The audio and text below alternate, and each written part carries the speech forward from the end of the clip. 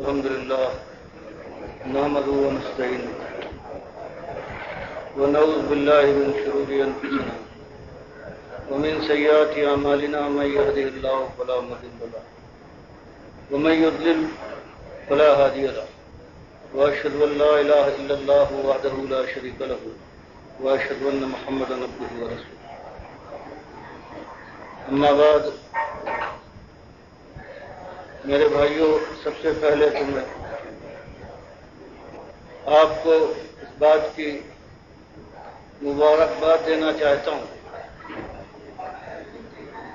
کہ مالک نے وہ فرض جو مومنوں نے اپنے اقرار کے بعد اپنے اوپر عائد کر لیا ہے،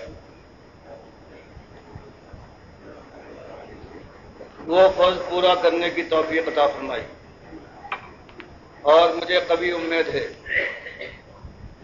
کہ آپ سارے حضرات نے روزہ اس طرح سے رکھا ہوگا جیسے کہ اللہ نے بیان فرمایا ہے، اور اللہ کے نبی صلی اللہ علیہ وسلم نے اس کی تشریح فرمائی ہے کہ من صام رمضان ایمان و احتسابا غفر له ما تقدم من ذنبه، کہ مالک کے یہاں گناہوں کی معافی اور پروردگار کی طرف سے اجر صرف اس کے حصے میں آئے گا رمضان کے مہینے میں جو روزہ تو رکھتا ہے لیکن پوری ہوشیاری کے ساتھ، اور دو شرطیں یہ ہے کہ ایمان، پہلی شرط یہ ہے کہ اس کا ایمان پوری طرح سے خالص ہو،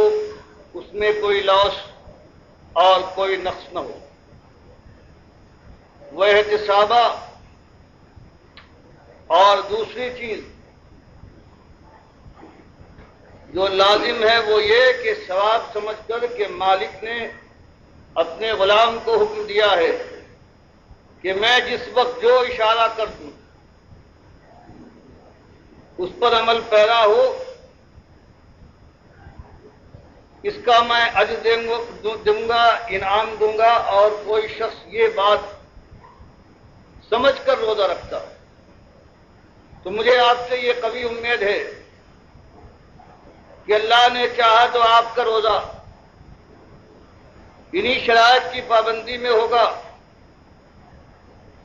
اور امید ہے کہ پروردگار اس کا اجر دے گا۔ اور یہی بات حدیث میں، بخاری اور مسلم کی حدیث میں آئی ہے کہ ومن قام رمضان ایمان و احتسابا، جو نماز پڑھتا ہے، یہ تطوع جو تراویح کے نام سے پکاری جاتی ہے، یہ بھی ایمان اور احتساب کے ساتھ اگر کسی نے ادا کر لی تو اللہ اس کے پرانے خطاؤں کو معاف کر دے گا۔ اور یہی حال ہے من قام لیلۃ القدر ایمان و احتسابا غفر له ما تقدم من ذنبه،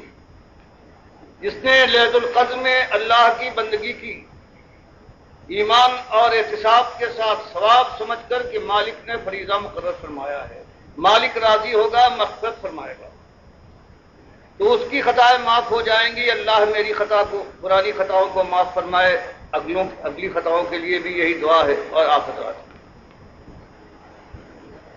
شاید کوئی تعجب کرے کہ بات کیا ہے، یہ بھی روزوں کی تعریف کرتے ہیں اور ہر جگہ، ہر ممبر اور محراب سے روزوں کا ذکر آتا ہے، نماز کی یہ بھی تلقین کرتے ہیں، اور دوسرے کچھ پیچھے نہیں ہیں ان سے، یہ بھی بتاتے ہیں کہ کلمہ وہی ہے، لا الہ الا اللہ محمد رسول اللہ، اور کوئی ہمیں اس کے خلاف نہیں بتاتا، تو یہ سب مل کر ایک کیوں نہیں ہوتے؟ چلو اور کوئی ضد کرے تو آپ کیوں ضد فرماتے ہیں؟ آپ کیوں لوگوں کے ساتھ مل کر، جب بات ایک ہی ہے تو اس کے بعد کیوں مل کر کوشش نہیں کرتے؟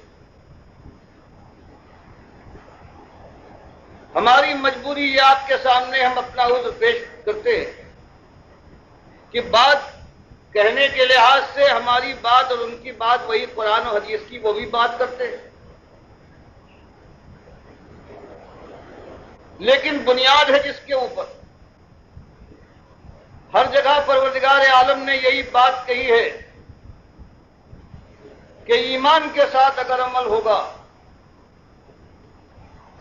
تب عمل کی قیمت ہے، مجرد عمل اگر ایمان سے خالی ہو تو اس کی کوئی قیمت ہماری نگاہ میں نہ اٹھے گی۔ یہ ہمارا جرم کہیے یا اس کو کوئی اور نام دے لیجیے کہ اسی بات کو ہم اعلان کے ساتھ کہنا چاہتے ہیں کہ یہ ساری نمازیں، یہ سارے روزے، یہ حج و زکات، جو امت کی اکثریت آج دنیا میں سب سے زیادہ عبادت کرنے والی امت اگر ہے تو یہی ہے، تو اس سے یہی کہنا ہے کہ تمہارے اوپر اللہ نے، جو تمہاری عام کیفیت ہے، اللہ نے تم پر کوئی عبادت فرض نہیں کی، جو تمہارے ایمان کی کیفیت ہے، بات وہی قرآن و حدیث کی ہے۔ ہم ذرا صفائی کے ساتھ بات کو سمجھا کر کھول کر بیان کرتے ہیں، تم بالکل آزاد ہو، مالک نے تمہاری اکثریت پر کوئی عبادت فرض نہیں کی، کیونکہ مالک ایسا غیرت والا ہے، وہ فرماتا ہے ان الصلاۃ کانت علی المؤمنین کتابا موقوتا، نماز کو سب سے بڑا عمل تم سمجھتے اور ہے، لیکن ہم نے کسی پر نہیں فرض کیا سوائے مومن پر۔ یعنی اگر تمہارا ایمان صحیح ہے، صحیح معنوں میں تم ایماندار ہو، تب تم مکلف ہو، ورنہ ہم نے تمہارے اوپر یہ زحمت نہیں ڈالی ہے کہ نماز 5 وقت کے لیے نماز میں اپنا جا کے وقت بھی برباد کرو اور اپنے روزگار میں جا کے اس کے اندر وقت نہ ڈالو۔ یہی مالک نے فرمایا یا ایھا الذین آمنوا کتب علیکم الصیام، کہ ایمانداروں تمہارے اوپر روزہ فرض کیا گیا ہے۔ یہ سب کے اوپر نہیں، سب کے اوپر تو آگ ہماری بھڑک رہی ہے، وہ سب فرض ہے، لیکن تمہارے اوپر جو خالص مومن ہو، بس ہماری غلطی کہو، ہمارا جرم کہو، ہمیں دوش دو کہ ہم نے اسی بات کو کھول کر ہاں کے پکارے کہہ دیا ہے کہ تمہاری اکثریت پر جب تک تم ایمان نہ لاؤ اس وقت تمہارے اوپر کوئی چیز فرض نہیں ہے۔ مزے کرو، کیوں برباد کرتے ہو اپنی جان کو کہ عاملۃ ناصبہ تصلی نارا حامیہ، عمل بھی کرو، تھک بھی جاؤ اور اس کے بعد جہنم کی آگ میں جھونک دیے جاؤ، کچھ مزے بھی نہیں اڑاتے۔ یہ ہمارا کہنا ہے، اور یہ تیکھی بات ہے، کھلی بات ہے کہ ہم تمہارے سامنے کہتے جہاں آج تم مسالک میں بٹے ہوئے ہو، اس ملک کے اندر کوئی شاید ہی ایسا ہو جو ان 3 مسلکوں سے الگ ہو۔ کوئی اپنے کو دیوبندی کہتا ہے، کوئی کہتا ہے ہم بریلوی ہیں، کوئی کہتا ہے میں اہل حدیث ہیں، کچھ شوافے پائے جاتے ہیں اور کچھ حنبلی ہو سکتے ہیں، لیکن ان کی تعداد اس لائق نہیں ہے۔ تو ہمارا یہی ان سے کہنا ہے کہ تم دیوبندی ہو، میرے بھائیوں بتاؤ ایک دن بھی کبھی تم پر ایمان کا کوئی وقت آیا ہے؟ ہم اہل سنت والجماعت اپنے کو بریلوی کہتے ہو، ہم کہتے ہو تمہارا جہاں سے تمہاری ابتدا ہوئی ہے، دیوبند سے تم شروع ہوئے ہو، قاسم نانوتوی صاحب ہیں، عبدالرشید اس کے گنگوی ہیں، جتنے گزرے ہیں تمہارے اشرف علی تھانوی، کفایت اللہ، امداد اللہ، جتنے ہیں کسی ایک کو نہیں۔ تم اپنے کو بریلوی کہتے ہو، جتنے تمہارے بزرگ گزرے ہیں۔ تم اپنے کو اہل حدیث کہتے ہو، جتنے تمہاری اس تاریخ میں، یہ 100 برس کا معاملہ ہے، تینوں کا 100 برس کا معاملہ، اسی کے پیچھے میں اور اس سے زیادہ نہیں ہے۔ تو تمہارے یہاں تمہارے بانی اگر دیوبند کے ہیں تو وہ یہ کہتے ہیں کہ نبی صلی اللہ علیہ وسلم کو موت نہیں آئی، آپ کی روح خارج نہیں ہوئی آب حیات میں، دل میں ہے، آپ کی روح باہر نہیں نکلی۔ اور جیسے میں نے عقیدے دکھائے فوٹو کے ذریعے سے، خلیل صاحب نے جو بذل المجہود کے شارح ہیں ابو داؤد کے، کتنے بڑے ان کے امام ہیں دیوبندیوں کے، انہوں نے سارے فتوے جمع کیے،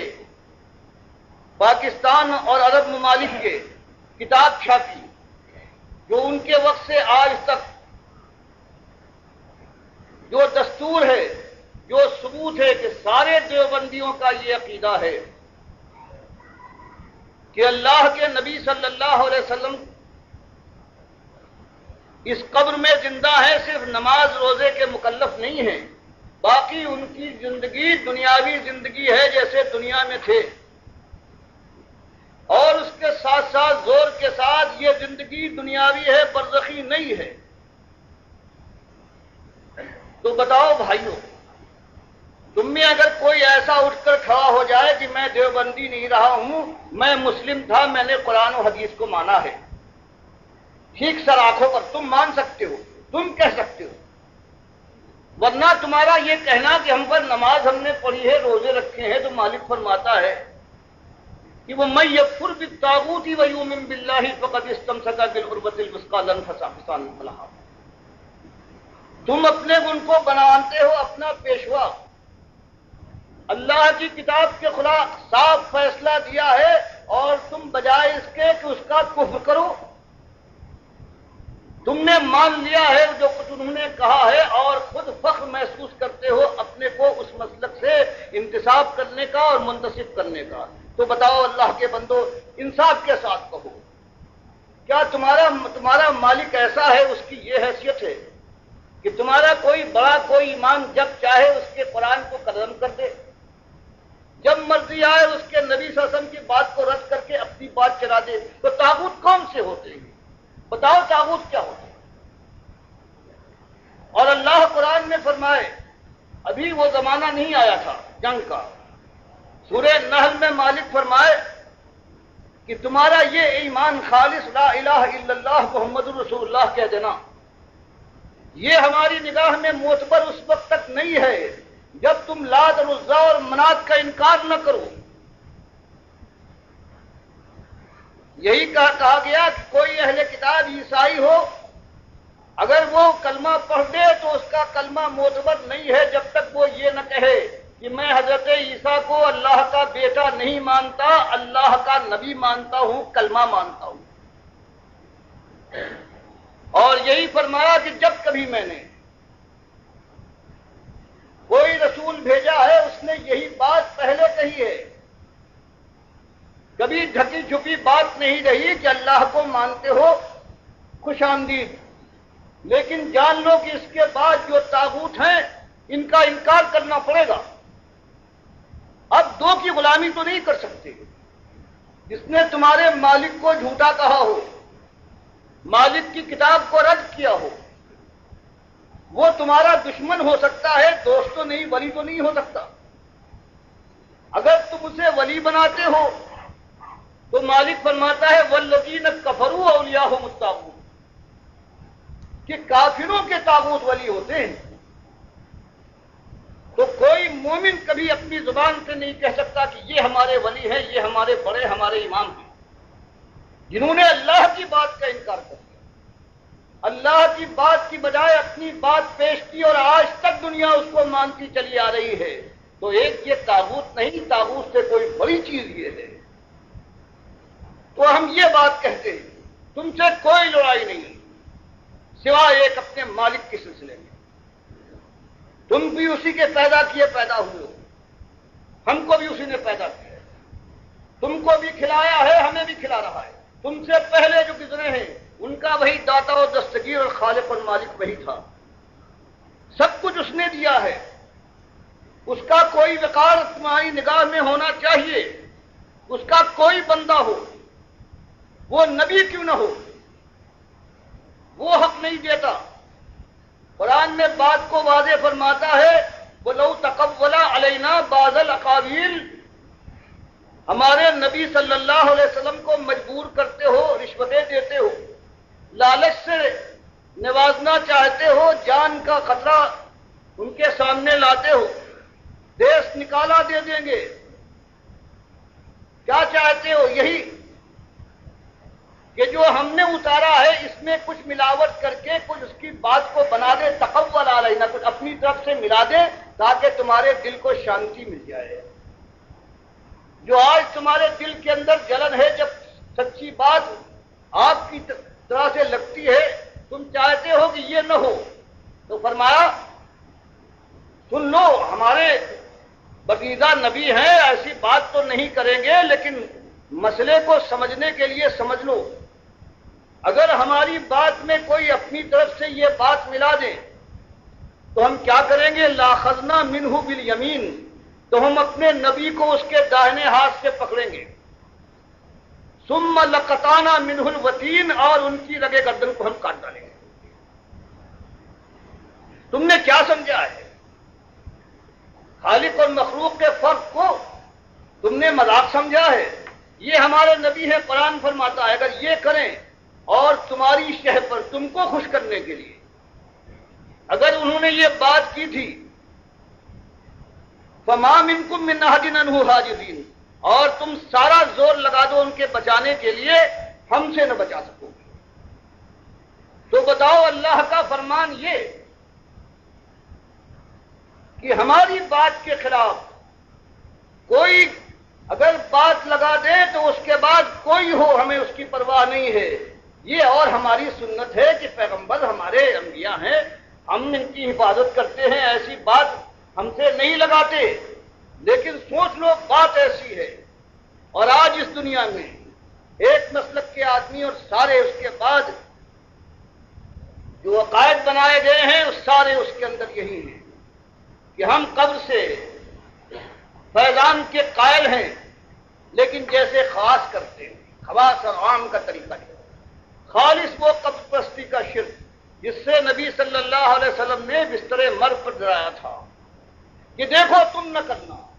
اپنے بزرگوں اور اپنے نبی کی قبر کو تم سجدہ گاہ نہ بنانا، یہ جڑ تھی۔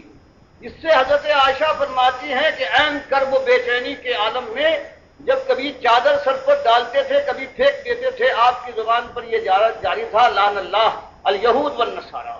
اتخذوا قبور انبیائہم مساجدا، لعنت ہو اہل کتاب یہود و نصارہ پر، انہوں نے اپنے انبیاء کی قبروں کو سجدہ گاہ بنا لیا۔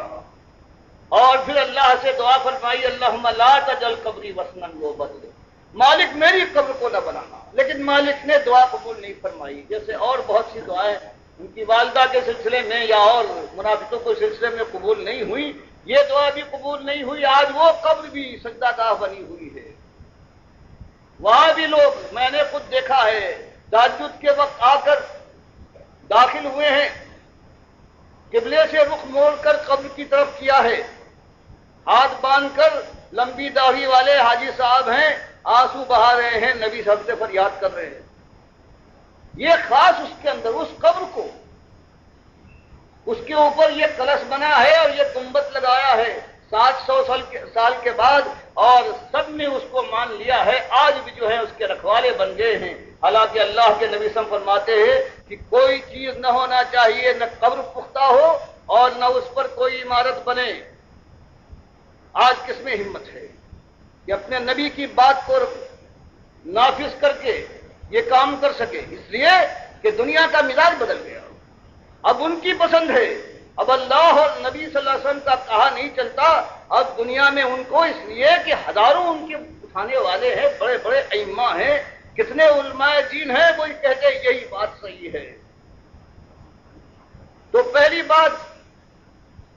جو یہ ہے، ایک کا میں نے ذکر فرما کیا، دوسرے لوگ جو آج یہاں اس امت کے اندر ہے، اگر کوئی سلسلے سے ان کا تعلق ہے، اگر کہیں دینداری کی خوبو ہے ان کے اندر، تو بہرحال کہیں نہ کہیں لگے ہوئے۔ دوسرا گروہ جو ہے ان کے بانی رضا احمد رضا خان صاحب، یہ سب مانتے ہیں کہ ہاں زندہ ہیں، اور کہتے ہیں ازواج مطہرات بھی آپ کے پاس پیش ہوتی ہیں اور آپ رات ان کے ساتھ گزارتے ہیں۔ دو گروہ یہ ہو گئے، امت کا جو حنفیوں کا سب سے بڑا یہاں پر اجماع ہے، اور ان کے دو گروہ ہیں، دونوں گروہوں کا یہ ماننا ہے۔ غیر مقلدین اس سے آگے بڑھ گئے، وہ کہتے ہیں صرف یہی نہیں کہ نبی صلی اللہ علیہ وسلم اور انبیاء زندہ ہیں، بلکہ سارے لوگ جو مر جاتے ہیں وہ زندہ ہیں، اگر زندہ ان کے پاس زیارت کو جائے، سلام کہے، جیسے حدیث میں آیا ہے، تو وہ سنتے ہیں، دیکھ کر پہچانتے ہیں، اس کے لیے دعا کرتے ہیں، اور اس کے اوپر اس کے گھر والوں کے اعمال پیش کیے جاتے ہیں۔ اگر اچھے اعمال ہوتے ہیں تو خوش ہوتا ہے، اور اگر برے اعمال کرنے والے ہوتے ہیں تو وہ دعا کرتا ہے کہ مالک ان کو موت نہ دے جب تک کہ اچھے اعمال نہ کرنے لگے۔ تو اس قبر میں پہنچنے کے بعد زندہ نہیں بلکہ زندوں سے زندہ ہے۔ زندہ تو بیچ میں مٹی کا پردہ ہے، وہ نہیں دیکھ پاتا، لیکن وہ ہے، وہ دیکھتا بھی ہے، سنتا بھی ہے، خوش بھی ہوتا ہے، دعائیں بھی کر رہا ہے۔ یہ ہے اہل حدیث کا، اور امام احمد کا، امام ابن تیمیہ کا، ابن قیم کا، ابن کثیر کا، ابن حجر کا، جتنے بڑے بڑے عالم مانے جاتے ہیں، کچھ کے میں نے فوٹو آپ کو دے دیے ہیں، وفات النبی کی کتاب آپ کو یہاں مل جائے گی، ان کے فوٹو دکھا دیے ہیں۔ تو بتائیے اگر یہ مسئلہ ہو جائے کہ شرک کی جو بنیاد ہے، جس کے ذریعے سے شرک پھیلتا ہے، اور شرک کی بنیاد کیا ہے کہ مرنے والا مرا نہیں، زندہ ہے، دیکھتا ہے، پہچانتا ہے، خوش ہوتا ہے، منت مانو، نظر چڑھاؤ، پھر اگر اس کے پاس خود طاقت نہیں ہے تو وہ سفارش کرے گا، اس کی سفارش ایسی تیر بہدف ہے کہ مالک ٹال نہیں سکتا، ایسا وہ محبوب اور ایسا وہ لاڈلا ہے۔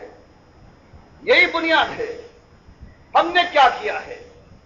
کہ بھری بزم راز کی بات کہی، ہم نے یہ کھول کر اعلان کیا ہے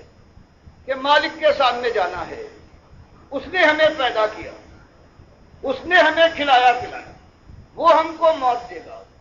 وہ ہم کو اٹھائے گا، اور اس کے بعد حساب و کتاب کے بعد یا تو ہماری بدقسمتی ہے کہ آگ سے صافہ پیش آ جائے، اور اگر خوش نصیبی ہے اللہ اسی خوش نصیبی سے سرفراز کرے تو ہمیشہ کی جنتیں ہے، اللہ کی خوشنودی ہے اور ہمیشہ کی خوشحالی ہے۔ ایک اس بات کو ہم نے پیش کر دیا، اور اسی نقطے کو سمجھیے کہ مالک کے یہاں سے جو آتا ہے وہ یہ نہیں کہ ایمان سے لے آؤ لا الہ الا اللہ محمد رسول اللہ ہے، بلکہ مالک آزماتا ہے کہ تم اپنے ایمان میں کتنے پختہ ہو۔ اگر اللہ کے ساتھ یہ وعدہ کرنے کے بعد دنیا سے ڈرتے ہو، کسی اور نے اللہ کے خلاف اللہ کی کتاب کا انکار کر کے ڈنکوں کے چوٹ کے اوپر آواز نکالی ہے، دنیا نے مانا ہے، تو تم ماننے کو تیار نہیں ہو، تو اور کافری کیا ہے؟ اس کے علاوہ بتا دیجیے اور کیا چیز ہے؟ اور اس سے آگے بھی، اسی لیے مالک نے سورہ نحل میں یہ بتایا کہ اس سے اجتناب کرو طاغوت سے، وقت گزرا ہے۔ سورہ بقرہ میں اس کو اور تیزی کے ساتھ اور شدت کے ساتھ کہ وَمَن يَكْفُرْ بِالطَّاغُوتِ وَيُؤْمِن بِاللَّهِ فَقَدِ اسْتَمْسَكَ بِالْعُرْوَةِ الْوُثْقَىٰ لَا انفصام لَهَا۔ اب اور اس کے اندر شدت آئی کہ اجتناب نہیں، اب طاغوت کا کھلے کفر کرو، اور اس طرح سے ساری جو مصیبتیں آئی ہیں صرف جوان مردوں پر آیا کرتی ہیں، جو اس ہمت کے ساتھ اپنے مالک کی غلامی کا نعرہ لگائے اور خلوص کے ساتھ ثابت کر دیں، پھر کہیں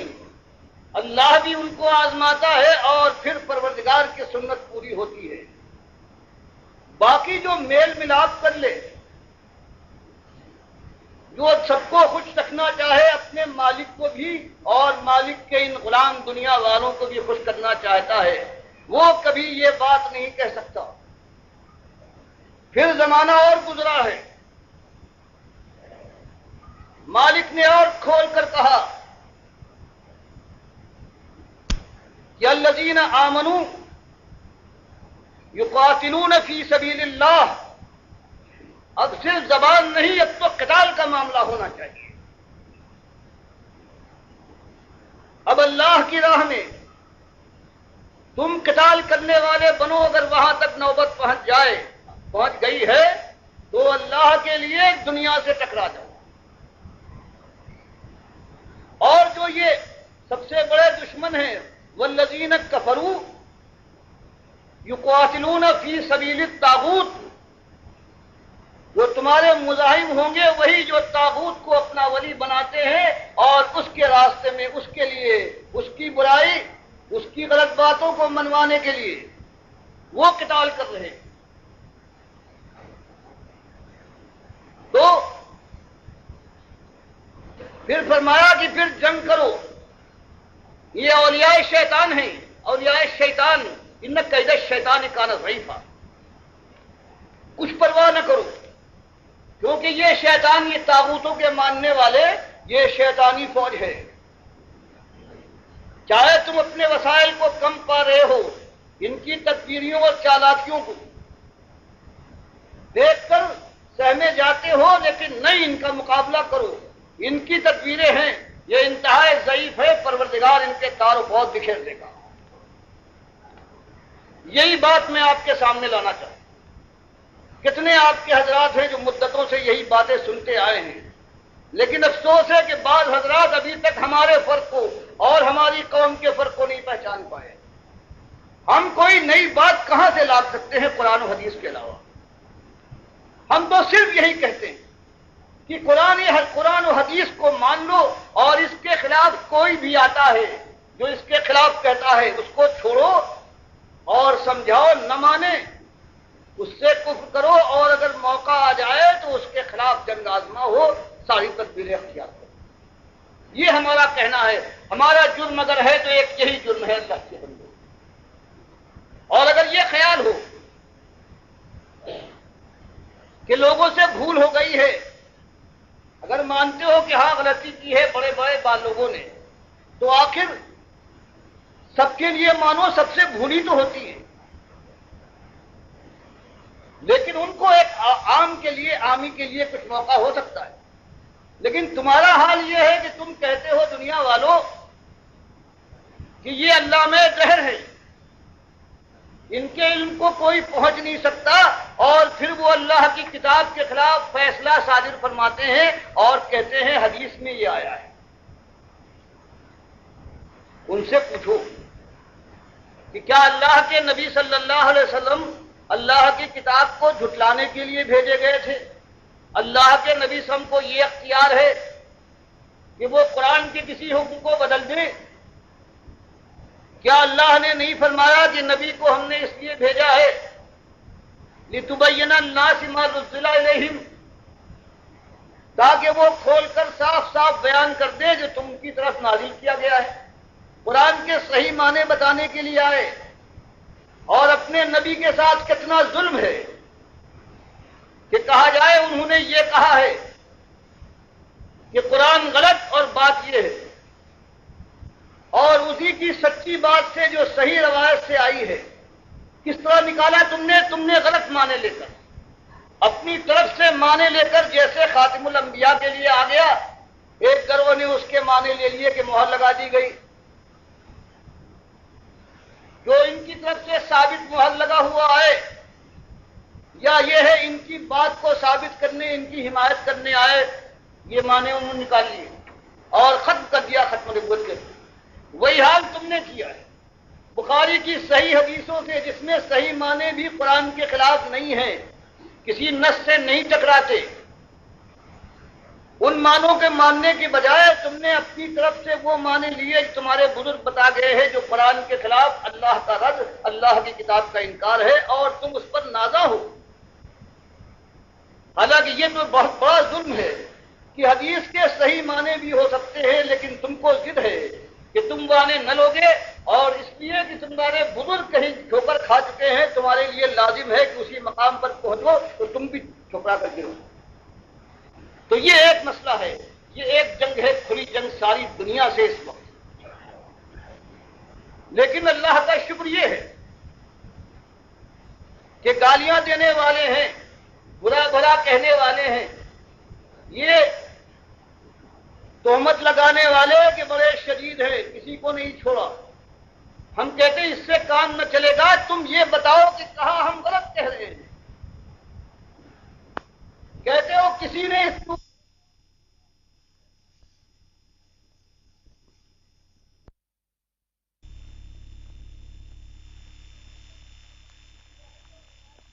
आई और सारी दुनिया को हमने देखा उन्हीं के एतमाद पर अल्लाह की बात को झूठ कह रहे हैं, अल्लाह के नबी सल्लल्लाहु अलैहि वसल्लम की बात को रद्द कर रहे हैं। तो एक गुलाम अल्लाह का है, क्या उसकी गुलामी के अंदर जोश पैदा न होगा, हरकत न आएगी कि अगर किसी ने नहीं कहा है तो मैं गुलाम हूं, चलो अल्लाह के यहां वो जवाब दे, लेकिन मैं क्या जवाब दूंगा। इसलिए ये बात हर मुसलमान का हक है जो सही मानों में अल्लाह की बंदगी का सबूत देना चाहता है। लोग कहते हैं कि अगर ये काम न करो, बात कहते रहो अपनी मुस्बत दावत, तो मैं कहता हूं तुम अल्लाह से बड़े हकीम नहीं, उसके रसूल सल्लल्लाहु अलैहि वसल्लम ज्यादा तुम समझदार नहीं। अल्लाह ने सारे पुराने जो मशहूर थे सबको कुरान में जिक्र किया, ये फिरौन है, ये हामान है, ये कारून है, ये अबू लहब है, और अम्र इब्न लही खजाई का नाम किसने लिया है कि सबसे पहले इस जालिम ने शिर्क को यहां पर दाखिल किया है। और जहन्नम की आग में मैंने देखा है ये अपनी हाथों को खींच रहा था, फट गया था पेट। मालूम हुआ कि वहां भी बरज़ख में जिस्म भी मिलता है, बुखारी मुस्लिम की हदीस से। तो अल्लाह और उसके रसूल सल्लल्लाहु अलैहि वसल्लम का कायदा तो ये है कि वो बात को, एतकाद के मामले को, ईमान के मामले को बिल्कुल साफ, किसी पर चोट लगे, कोई नाराज हो, बात जब तक साफ होकर ना आएगी, एक रास्ता है, उस पर डाकू हैं, उनके प्रोपेगेंडा करने वाले फैले हुए हैं। कोई घबराता है, कहते हैं कोई बात नहीं, बिल्कुल शाहराह है, बिल्कुल अमन है, इसके उनके एजेंट हैं, लोगों को आगे बढ़ा रहे हैं, और वो जाने के बाद वो घात में लगने वाले हैं, वो उनको लूट लेते। अब क्या हमको अगर मालूम हो जाए, आपको मालूम हो जाए कि आपका फर्ज नहीं है कि होशियार करें कि ये बेईमान, ये एजेंट है, ये उनके चेले हैं, ये उनकी तरफ से लगे हुए, आगे बड़ा खतरनाक गिरोह बैठा हुआ है। अगर हम यही काम करें कि जिन्होंने ईमान पर डाका डाला है, जिन्होंने हमारे बाप दादा की अरबों और खरबों लोगों को जहन्नम में झुकवा दिया है अपनी बड़ाई के जाम में और अपने झूठे नाम की वजह से, और ये नहीं कि वो मर गए तो गए, उनकी किताबें नहीं मरी, दिन रात हर जगह एक हैजान पैदा है, अल्लाह का इनकार है, अल्लाह के नबी सब, उनकी किताबें बंद तो नहीं हुई, वो नहीं मरे हैं। सांप को मारो उसका जहर भी खत्म, लेकिन ये ऐसा सांप है कि मारते जाओ जहर फैलता जाएगा। तो अगर अल्लाह ने पूछा कि इन जालिमों के मुतालिक, ठगों को तुम जानते थे और दुनिया बर्बाद हो रही थी, तुम्हें खबर थी, और तुम इस ख्याल से कि इनके बड़े नाम हैं, दुनिया नाराज हो जाएगी, लोग क्या कहेंगे, तुमने इस बात को खोलकर दुनिया के सामने क्यों नहीं रखा। तो अल्लाह के बंदो, अगर आप कोई हमें तसल्ली बख्श तरीका बता सकते हैं तो हम उस पर सोच सकते हैं, कोई और तरीका इसके अलावा नहीं है। यही अल्लाह ने किया, यही अल्लाह के रसूल सल्लल्लाहु अलैहि वसल्लम ने किया, और यही पुकारते हुए आप मक्के की गलियों में और खाने काबा के अंदर पुकारते थे कि इन्नकुम वमा ताबुदून मिन दुनिल्लाह, तिलावत करते हैं कि तुम और जिन जिन को तुम इन जालिमों को पूछते हो, सिवाय अल्लाह ने तफसीर फरमा दी कि जो खुद मोमिन नेक थे उनकी बात और है, किसी ने जबरदस्ती की है, जिन्होंने अपने को पुजवाया है, ये सब हसबु जहन्नम, ये सब जहन्नम का ईंधन होंगे, अंतुम लहा वारिदून, उसमें दाखिल होकर रहोगे। ये मामूली और ढीली बात है, और जब ये बात जवामर्दी के साथ आती है, उसके बाद कहीं सही मानों में इंसान खटकता है کان کھڑے کرتا ہے، سوچنے پر مجبور ہوتا ہے، اور پھر چونکہ یہ حق ہے پھر اس کو قبول کرنے والا بن سکتا ہے، اس کے علاوہ کوئی اور راستہ نہیں ہے۔ یہ ایمان کا ہمارے تقاضا ہے۔ اسی لیے کہا گیا تھا کہ بدا اسلام غریبا وسیعود کما بدا۔ اسلام جب آیا تھا آخر وہ بھی کہتے تھے کہ ہم حضرت ابراہیم کے ماننے والے ہیں، ایماندار ہیں۔ نبی صاحب نے ان کے ایمان کے چیٹھے اڑا دیے کہ تم ایماندار نہیں ہو، اس لیے کہ ابراہیم ہمارا پیغمبر ما کان من المشرکین، تم تو مشرک ہو، وہ مشرک نہیں تھا۔ یہی جا کر مدینے میں ہجرت کے بعد یہی بات ان کے سامنے کھول کر رکھی گئی، تب یہ آشوب برپا ہوا ہے، زلزلے آئے ہیں، اور پھر وہ ساری تاریخ جو آپ کے سامنے ہے وہ دہرائی گئی ہے، اور اس کے بعد پھر کئی لوگ سمجھے ہیں، دماغ کھلے ہیں، اپنے مالک کی اصلی عزت کو پہچانا ہے، اور پھر کہیں راستہ لوگوں کی نگاہوں کے سامنے آیا ہے، اور پھر چلے ہیں، پھر اللہ کے وعدے پورے ہوئے ہیں۔ آج اگر اس طرح سے، اگر دوگلی پن کے ساتھ، اگر اللہ کے ساتھ اللہ کے انکار کرنے والے طاغوت کا بھی آپ نے خیال کیا تو اللہ کے دوہرے قدم میں پڑیں گے۔ ایک تو آپ جانتے ہیں، بتا دیجیے گا، پھر دنیا میں یہ آوازیں اٹھ رہی ہیں کہ ہاں یہ طاغوت تھے، چاہے تمہارے سر کے تاج ہوں لیکن اللہ کی بارگاہ سے راندے ہیں، ان کی بات نہ ماننا۔ تو اپنی ذمہ داری پہچانیے، باقی ساری چیزیں وہی ہیں۔ تھوڑی سی خلوص کے ساتھ، بالیدگی کے ساتھ، کہ نمازوں کے اندر روزہ کوئی نئی چیز آپ کے سامنے ہم کیا پیش کر سکتے ہیں جو اللہ کی کتاب اللہ نبی صاحب نے نہیں پیش کی، اس کے علاوہ کیا پیش کر سکتے ہیں؟ ہم کہتے ہیں وہی بات، اس سے پہلے یہی ہوا ہے کہ ایک پیغمبر آئے ہیں عیسیٰ علیہ السلام، ہزاروں لاکھوں کی تعداد ہے یہودیوں کو ماننے والے، توریت پر ایمان لانے والے، جو توحید کے راستے سے ہٹ گئے تھے۔ جب انہوں نے آ کر یہ بات پیش کی ہے تو ایک نبی کے ساتھ کیا کیا ہے دنیا والوں نے؟ کتاب کے ماننے، وہ کہتے ہیں کہ بھائی میں انکار کرنے نہیں آیا، میں توریت کا مصدق ہوں، جو تم نے اپنی طرف سے اس میں ملا لیا ہے اس کا میں انکاری ہوں۔ یہی ہمیں کرنا ہے کہ قرآن و حدیث میں کون کس کی ہمت ہے ایک معمولی چیز کا کوئی فرق کر سکے اور وہ کافر ہونے سے کیسے بچ سکتا ہے؟ ہم تو صرف ادھر اس کے گھروں میں آگ لگی، اس کے شہر یوں اجڑے، اس کی آبرو کے کفن تار تار ہو گئے، لیکن پھر ہمت جواب دیتی ہے کہ فلاں سے کی طرف دیکھو، کیونکہ وہ ایمان کی مردانگی کہاں ہے؟ مالک کا کہنا یہ ہے کہ ہم ان کے ساتھ ہیں جو ہماری بات کہیں اور جم جائیں، ہم اپنے رسولوں کے ساتھ ہیں، ہم مومنین کے ساتھ ہیں۔ یہ روش پیدا کیجئے، دنیا کے اندر غریب اور پردیسی بن جائیے۔ لڑائی جھگڑے کو نہیں کہتا، ہمدردی ہو، دنیا والوں سے آپ کی طرف جا رہے ہیں، ان کو آگ سے بچانے کی کوشش کرنا ہے، لیکن وہ تعلقات، وہ محبت اور دوستی کے انداز، وہ شرمندگی کی بات میں کہو دوست سے کہیں برا نہ مان جائے۔ لوگ بہت اچھا سمجھتے ہیں اگر توحید کی بات اور شرک کا ذکر چھوڑو گے تو مشکل پیدا ہو جائے گی، یہ نامردی ہے۔ اس نامردی کو نکال کر پھر اللہ اپنے مالک کے وقار کو پہچان کر کسی سے بلا وجہ حق کے خلاف کوئی بات نہیں کہنا، لیکن اللہ کی بندگی میں یہ جرأت عزت نفس تو ہونا چاہیے کہ بڑا سا بڑا رشتے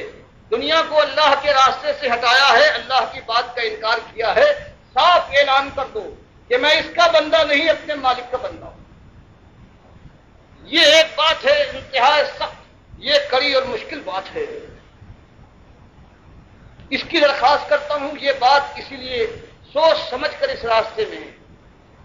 جس کو آنا ہے، بہرحال یہ بات کبھی برداشت نہیں کی ہے کسی قوم نے، لیکن اللہ کا اس سے وعدہ ہے کہ جب بھی آئے وہ، جب خیر آئے اسی انداز سے آئے گا، اس کے علاوہ کوئی انداز نہیں ہے۔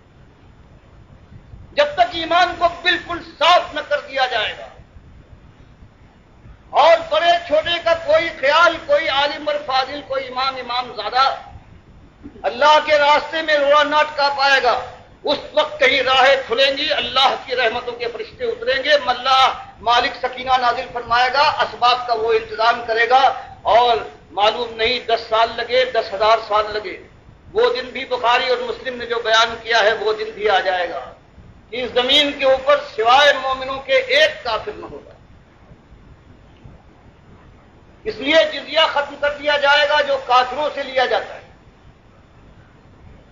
عیسائیت کا جو آج زور و شور ہے، فرمائے عیسائیت کا نام نہ ہوگا، صلیب توڑ دی جائے گی، خنزیر کا پتہ نہ ہوگا۔ یہ بخاری مسلم دونوں نے اس حدیث کو بیان کیا ہے۔ مسلم میں ایک اضافہ ہے کہ 7 سال اس زمین پر اس زمانے میں ایسے گزریں گے کہ سب مومن ہوں گے، اور دو مومنوں کے درمیان کوئی بغض، کوئی کینہ، کوئی لڑائی اور کوئی حسد نہ ہوگا۔ گویا جنت میں جو ہمیشہ مومنوں کو اس حالت میں رہنا ہے، 7 سال کے لیے یہ دھرتی کی آنکھیں بھی اس